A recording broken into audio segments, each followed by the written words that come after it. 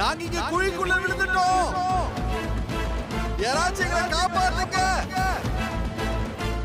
Hello, யாராவது இருக்கீங்களா? கூப்பிடுறது கேக்குதா?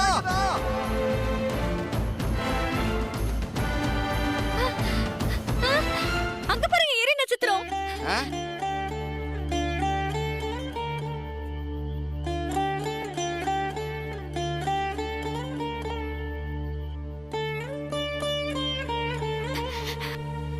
கடவுளே, என் மேல இருக்கிற கோவெல்லாம் போய் என் மாமாவும் என் குடும்பத்தாரும் என்னை ஏத்துக்கணும்.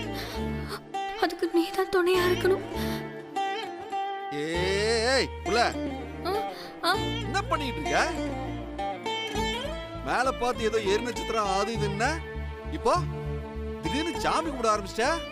இல்ல மாமா, நம்ம மேல பார்த்தப்போ ஒரு நட்சத்திரம் எரிஞ்ச மாதிரி தெரிஞ்சதுல. ஆமா, நானும் தான் பார்த்தேன்.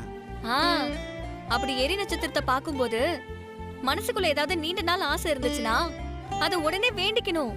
அப்படி வேண்டிக்கிட்டா உடனே அது நடக்கும்னு சொல்லுவாங்க. எது? எரி நட்சத்திரத்தை பார்த்து வேண்டுனா நடக்குமா? ஆமா மாமா, அதே நான் எரி நட்சத்திரத்தை பார்த்ததும் என் மனசுக்குள்ள இருந்த நீண்ட நாள் ஆசையெல்லாம் நிறைவேறணும்னு வேண்டிக்கிட்டேன். அப்படின்னு வேண்டிக்கிட்ட? ஏய், உன்னதான் கேக்குறேன், அப்படின்னு வேண்டிக்கிட்ட? அது ஒண்ணும் இல்ல மாமா, என் மேல உள்ள கோவத்தெல்லாம் விட்டுட்டு நீங்க, மாமா, அப்புறம் நம்ம வீட்ல இருக்கிற ஆளுங்க எல்லாரும் என்னை ஏத்துக்கணும்னு சொல்லி நான் சாமி கிட்ட வேண்டிக்கிட்டேன்.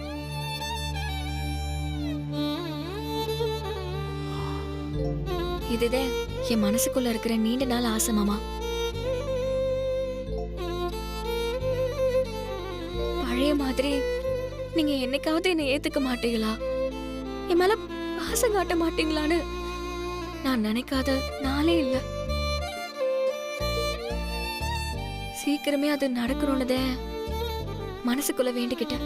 இங்க பாரு, இந்த எரி நட்சத்திரம்லாம் இல்ல, எந்த நட்சத்திரத்தை பார்த்து நீ வேண்டுனாலுமே என்னன்னைக்குமே நீ வேண்டுனது நடக்காது.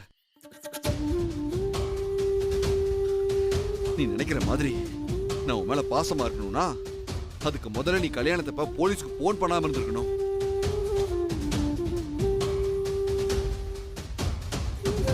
உன்னால என் அப்பா செயலுக்கு போகாம இருந்திருக்கணும். ஒரு வேளை இதெல்லாம் நடக்காம இருந்திருந்தா நீ நினைச்சதெல்லாம் நடந்திருக்கும்.